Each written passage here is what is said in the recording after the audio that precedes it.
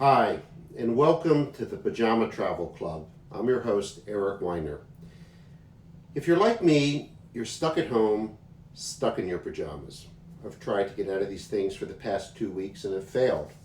The only traveling I'm doing these days is between my living room and my kitchen, with occasional forays into the bedroom. That's about it. Look, it's not a great time to be a traveler, but it is a great time to be an armchair traveler, or even better, a pajama traveler. I've spent most of my life traveling the world and writing about it, writing about the good parts of the world, the happy places, the creative places, the spiritual places, the wise places. And they're still out there, and we'll be able to get to them hopefully in the not too distant future.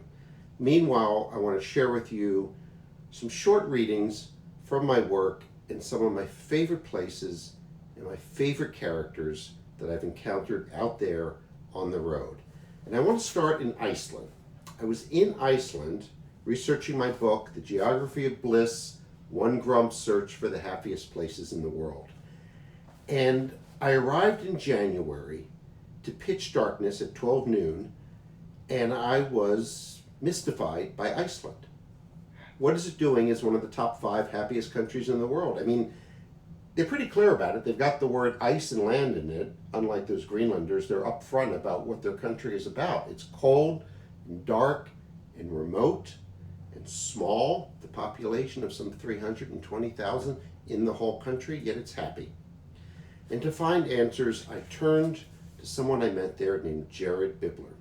Jared is an American who fell in love with Iceland during one of those brief layovers on his way to Europe.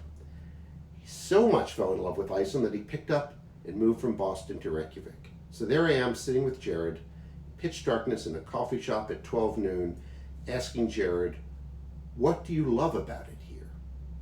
Jared takes a deep breath and then, with measured passion, tells me what he loves about Iceland. I'm writing it all down, barely able to keep up.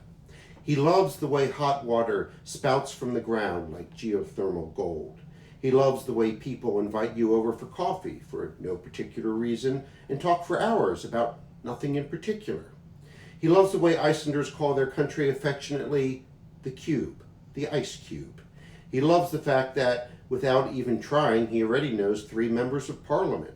He loves the way, on a brisk winter day, the snow crunches under his feet like heavenly styrofoam. He loves the way the choirs line the streets, shopping streets in December, their voices strong and radiant, turning back the night. He loves the fact that 5-year-olds can safely walk to school alone in the pre-dawn darkness.